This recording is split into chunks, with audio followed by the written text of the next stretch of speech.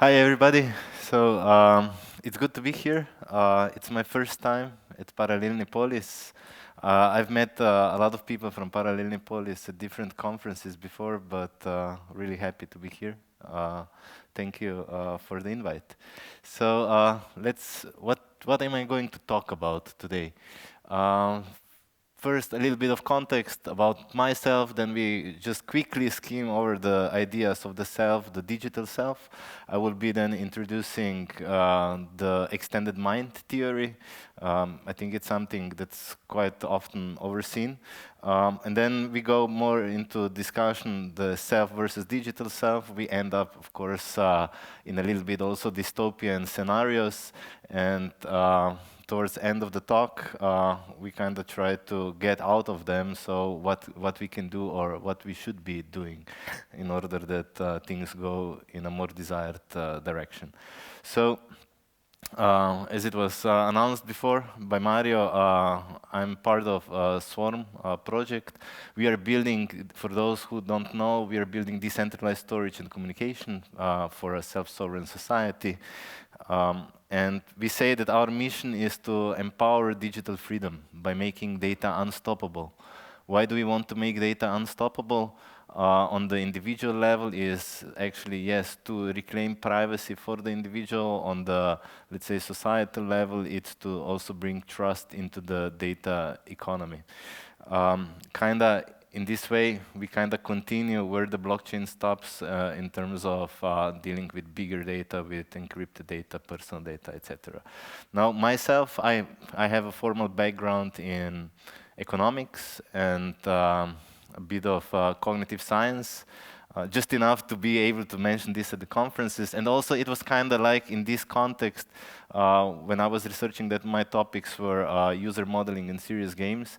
I wouldn't claim expertise on it, but it made me aware how much more maybe even personal data is important than we think. A lot of times we speak, about private transactions and conversations and things like that, but I would claim that this is just the tip of the iceberg. So let's head in. So self. This is like this eternal question, kind of links to also this, who am I, etc. And it could be like just opening a rabbit hole. Now, for the sake of this conversation, we are not going into any specific direction, philosophical or psychological or religious or neuroscientific. Basically, what we consider a self is what you consider your sense of self. It's something that your essential being that distinguishes you from the others. Now, what is the digital self? Here it comes already even more murkier. So there's not like one definition. We are still trying to understand. It's kind of emerging, and but at the same time it's growing.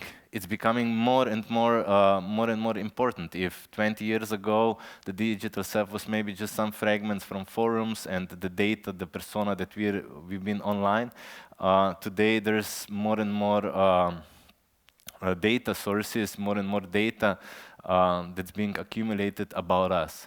Now, also here, a difference when we think about digital self is, so when we think about self, it's kind of limited within our body, so to speak. I mean, with the next slides, I'm kind of actually changing this notion.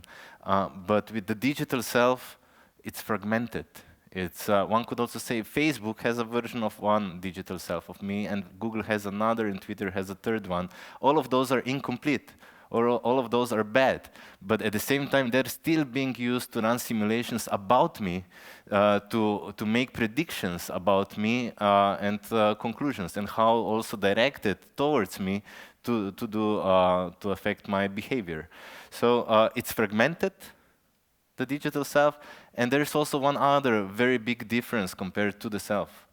Essentially today, our digital selves are owned by others, which is kind of, when you start to think about it, it's not that cool.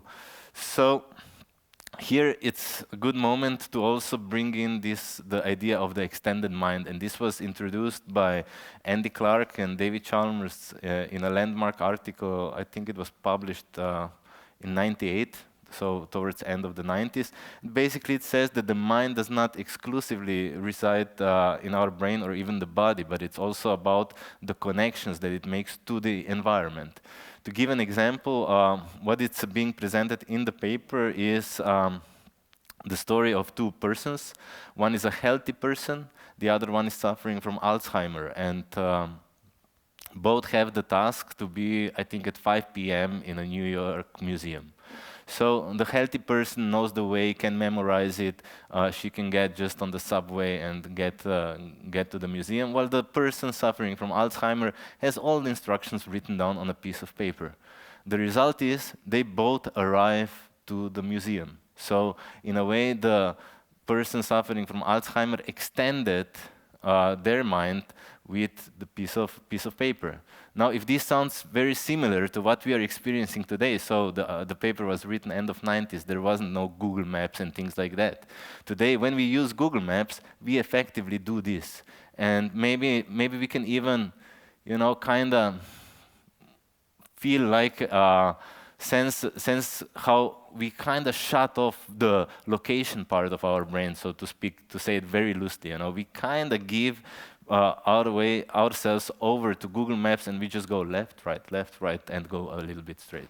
So, and this is now it's happening more and more. Exactly this in a strong connection with the digital self. And now a question that maybe even arises today is AI part of myself? And I would claim so. But now also just going back to personal data. So why is this important? So if me and the device are forming one cognitive system, then also part of that cognitive system, so that is me, and also part of that is also personal data. This has repercussions how we should treat personal data. In a way, we can really apply things that apply to also our body. We shouldn't be selling personal data in a similar way as we are not thinking of selling our liver. Okay, one does not hurt us, but the principles, the foundations could be argued are the same. So, as an example, this is a slide that was completely done with the help of AI. Now, did I do it? Did somebody else do it? Who did it? Is it part of my mind? It's like, okay, maybe we speak now about the photo and say like, no, this was done by algorithms, but what about the slide and the whole presentation? So, and this just illustrates that these kind of lines will be blurrier and blurrier. So on the right side, you see how DALL-E sees the extended mind, and the text is actually part of the pseudo-right AI. They both are based on the so-called large language models, DALL-E, like also Stable Diffusion and others. And it's actually even, so to speak, like the output of pseudo-right came like with a very relevant question at the end. When is something part of our mind? So let's go now back, self versus the digital self. But before we tackle this, we actually need to also think a little bit physical versus the digital. And there's like this saying, I think it came from Mark Andreessen, who said software is eating the world. Well, we can paraphrase this and say the digital is eating the physical. So today, it's like how many of our actions in the virtual are driven, or how many of our actions in the physical are driven by the things in the virtual. It's like if I go to a concert and I don't Instagram about it, was I at the concert? It's like in the sense, maybe this for us, it might seem like a little bit weird, but the younger generations definitely put this on a more equal grounds. So in a way, we could even say, you tweet what you are. And this is back going, I think in 2012, IBM already released a service that just needs 200 tweets. They discard the rest of the tweets to do psycholinguistic analysis, and they break down your character in 50 traits. And you can imagine how this is helpful for a sales service. You call some customer support, they pull up your Twitter account, they break down your personality, and they have the perfect sales pitch to you. And we, on the other side, we think, oh, we really connected with that guy on the customer support. That person really gets us.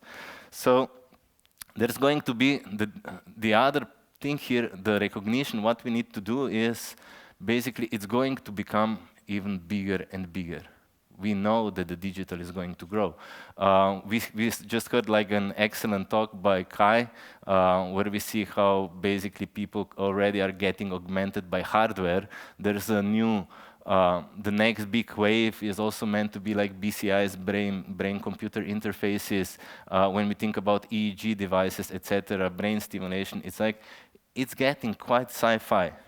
So also, it's like our interaction is getting different. So today we are already getting more into this dialogue.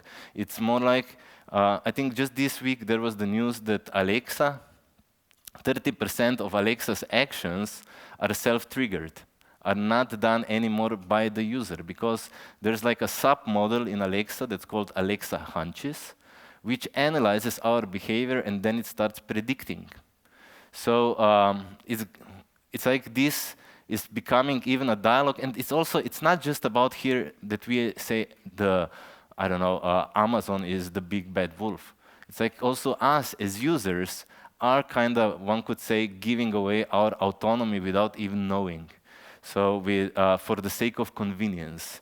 And where can this end? So I call this kind of like the takeover, but imagine if this Alexa, if her hunches, at some point Alexa says, no, today you watched already enough Netflix, no more Netflix for you.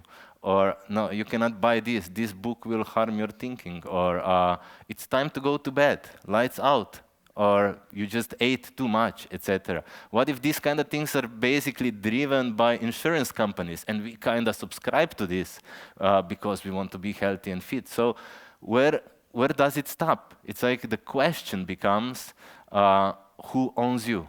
In a maybe even more provocative sense, what we already see today, we can say which media outlet owns you and how this affects our physical environment. So in the morning when we wake up, do we really know whose thoughts are we thinking?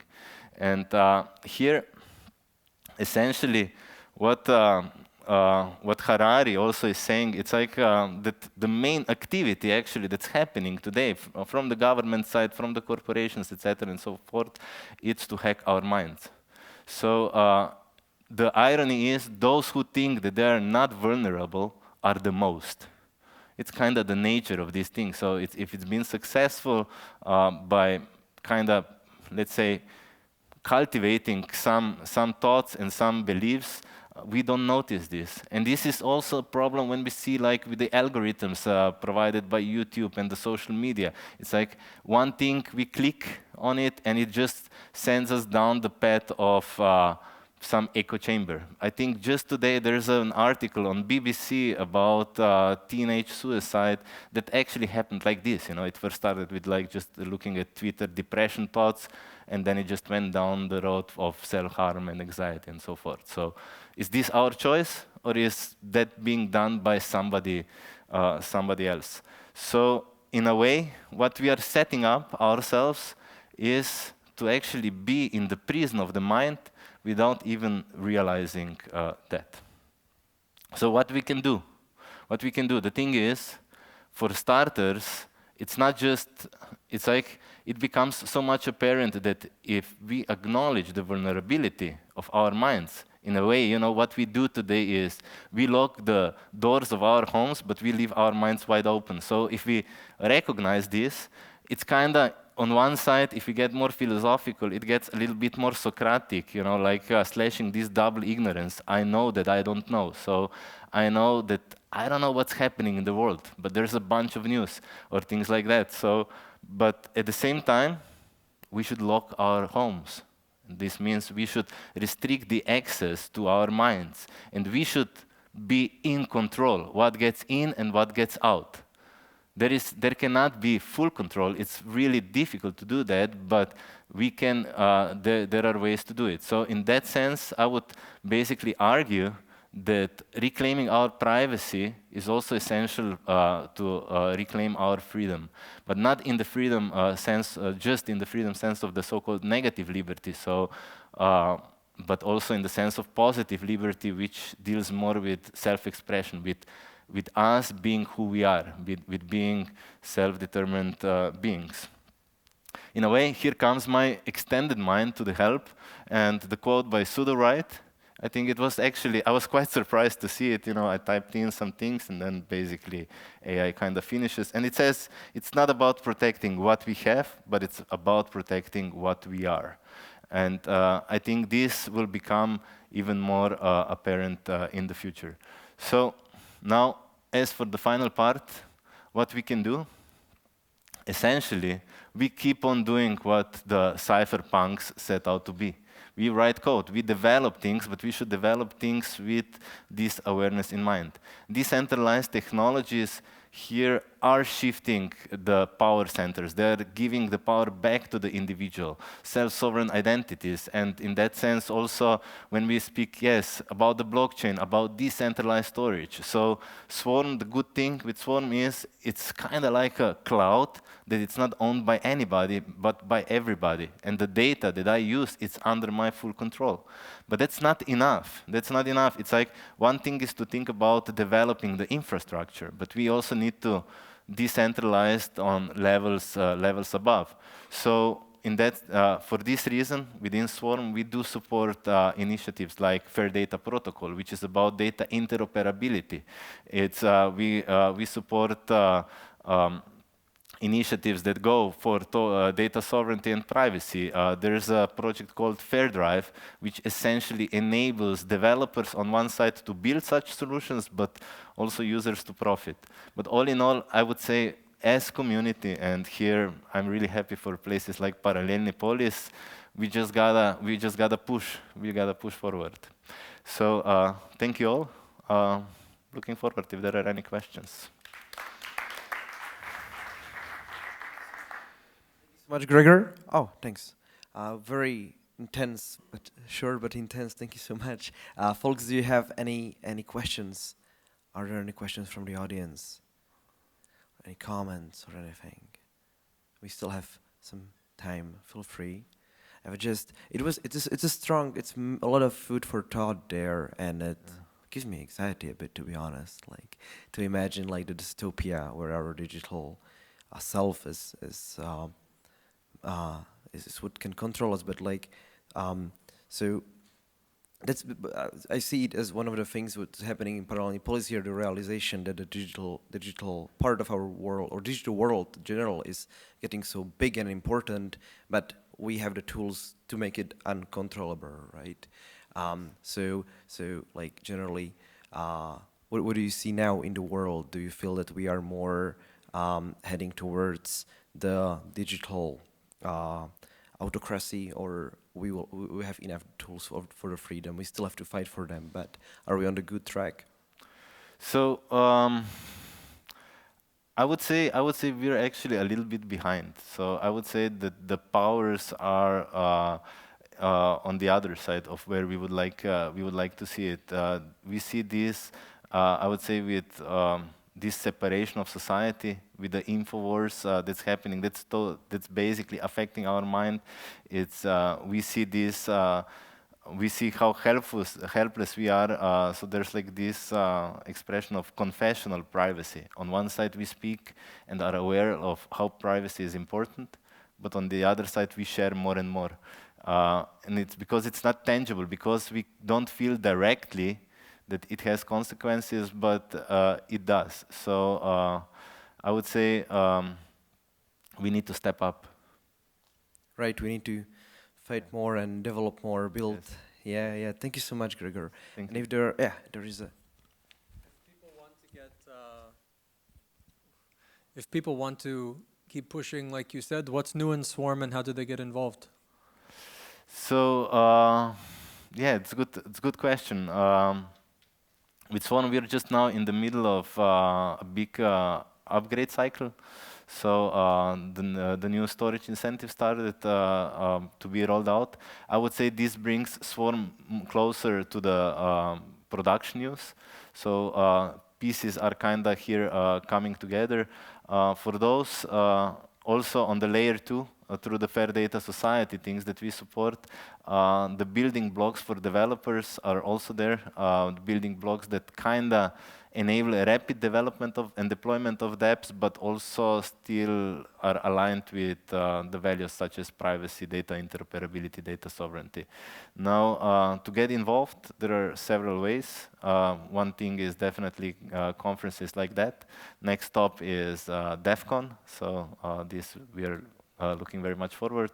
But then it's also the usual means, so it's our Discord channel, our Twitter channel, and definitely for those who already know what to build, we have a grants program and are happy to support all things in this direction.